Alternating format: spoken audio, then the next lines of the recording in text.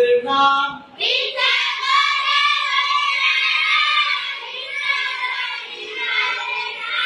মিথ্যা বলার পরিণতি পরকালে জাহান্নাম।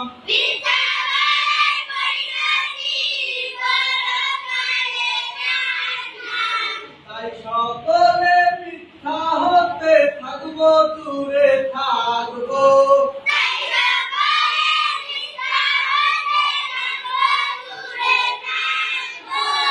জাহান্নামের শাস্তি থেকে